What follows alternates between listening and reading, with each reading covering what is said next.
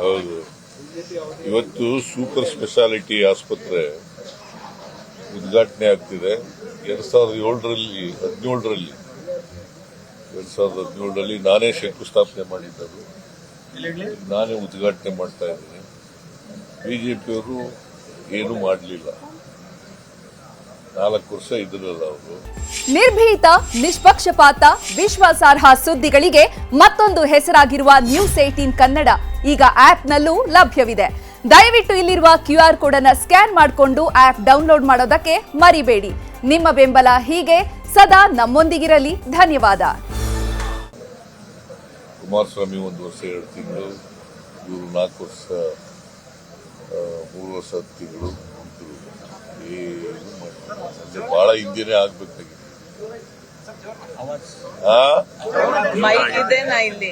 ಜೋರಾಗಿ ಕೇಳ್ಬೇಕಾ?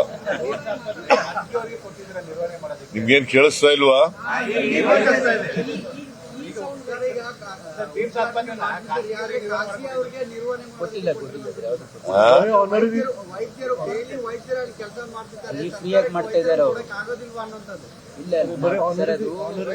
ಅಲ್ಲಿ ಕೇಳಿ ನಾ ಹೇಳೋದು, ಈಗ ಅದು ಯಾರಿಗೂ ಕೂಡ ಖಾಸಗಿಯವರಿಗೆ ಕೊಟ್ಟಿಲ್ಲ.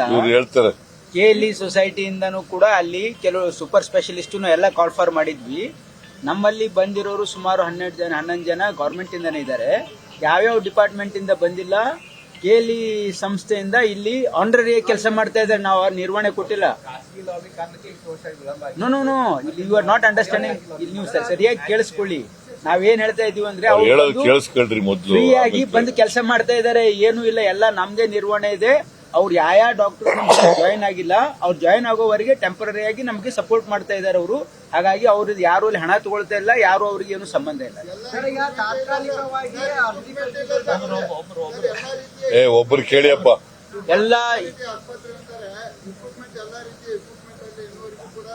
ಇವತ್ತು ನೀವು ಬರ್ತೀರಲ್ಲ, ಅಲ್ಲಿ ಎಲ್ಲ ಎಕ್ವಿಪ್ಮೆಂಟ್ ತೋರಿಸ್ತು ನಿಮ್ಗೆ. ಎಲ್ಲಾ ರೀತಿಯ ಎಕ್ವಿಪ್ಮೆಂಟ್ ಇದೆ, ಎಲ್ಲಾ ಡಿಪಾರ್ಟ್ಮೆಂಟ್ ಎಸ್ಟಾಬ್ಲಿಷ್ ಆಗಿದೆ. ನಿಮಗೆ ತೋರಿಸ್ತೀವಲ್ಲ, ಅಲ್ಲಿ ಬರ್ತೀರಲ್ಲ. ಬರ್ರಿ ಅಲ್ಲಿ.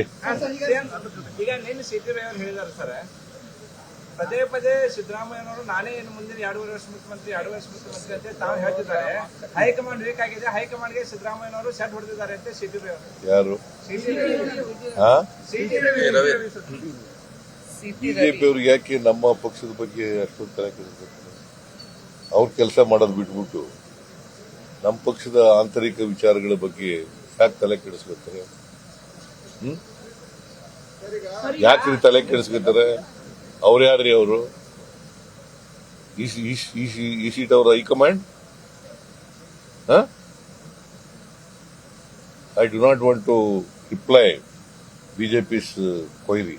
NDRF ಅನುದಾನವನ್ನ ಕೇಂದ್ರ ಕೊಡ್ತಾ ಇರುವಂತ NDRF ಅನುದಾನವನ್ನ ಗ್ಯಾರಂಟಿ ಯೋಜನೆಗಳಿಗೆ ಬಳಸ್ಕೊಳ್ತಾ ಇದ್ರಿ ಅಂತ ಹೇಳಿ ಆರ್ ಅಶೋಕ್ ಅವರು ಆರೋಪ ಮಾಡ್ತಾ ಇದ್ದಾರೆ. ಮತ್ತೆ ಅದನ್ನೇ ಹೇಳಿದ್ರೆ ಹೆಂಗೆ? NDRF ದುಡ್ಡಿದೆಯಲ್ಲ, ನ್ಯಾಷನಲ್ ಡಿಸಾಸ್ಟರ್ ಫಂಡ್, ಅದನ್ನ ನಾವು ಯಾವತ್ತೂ ಕೂಡ ಗ್ಯಾರಂಟಿ ಯೋಜನೆಗಳಿಗೆ ಬಳಸ್ಕೊಳ್ಳಲ್ಲ. ಗ್ಯಾರಂಟಿ ಯೋಜನೆಗಳಿಗೆ ಅವರಿಗೆ ಒಂಥರ ಕಾಮಾಲೆ ರೋಗ ಇದ್ದಾಗೆ ಅವರಿಗೆ. ಗ್ಯಾರಂಟಿ ಯೋಜನೆಗಳು ಸಕ್ಸಸ್ ಆಗ್ಬಿಡ್ತಲ್ಲ, ಇಲ್ಲಿ ಕರ್ನಾಟಕದಲ್ಲಿ 2.5 ವರ್ಷದಿಂದ ಸಕ್ಸಸ್ ಆಗ್ಬಿಡ್ತಲ್ಲ, ಅದರಿಂದ ಅವರು ತಳಮಳ ಆಗ್ಬಿಟ್ಟಿದ್ದಾರೆ. ಸೊ ಹಾಗಾಗಿ ನಮ್ಮನ್ನು ಕಾಪಿ ಮಾಡ್ತಾ ಇದ್ದಾರೆ ಈಗ ಅವರು. ಬಿಹಾರದಲ್ಲಿ ಏನ್ ಮಾಡಿದ್ದಾರೆ, ದಿಲ್ಲಿನಲ್ಲಿ ಏನ್ ಮಾಡಿದ್ದಾರೆ, ರಾಜಸ್ಥಾನದಲ್ಲಿ ಏನ್ ಮಾಡಿದ್ದಾರೆ, ಮಧ್ಯಪ್ರದೇಶದಲ್ಲಿ ಏನ್ ಮಾಡಿದ್ದಾರೆ. ನಿರ್ಭೀತ, ನಿಷ್ಪಕ್ಷಪಾತ, ವಿಶ್ವಾಸಾರ್ಹ ಸುದ್ದಿಗಳಿಗೆ ಮತ್ತೊಂದು ಹೆಸರಾಗಿರುವ ನ್ಯೂಸ್ 18 ಕನ್ನಡ ಈಗ ಆಪ್ನಲ್ಲೂ ಲಭ್ಯವಿದೆ. ದಯವಿಟ್ಟು ಇಲ್ಲಿರುವ QR ಕೋಡ್ ಸ್ಕ್ಯಾನ್ ಮಾಡಿಕೊಂಡು ಆಪ್ ಡೌನ್ಲೋಡ್ ಮಾಡೋದಕ್ಕೆ ಮರಿಬೇಡಿ. ನಿಮ್ಮ ಬೆಂಬಲ ಹೀಗೆ ಸದಾ ನಮ್ಮೊಂದಿಗಿರಲಿ. ಧನ್ಯವಾದ.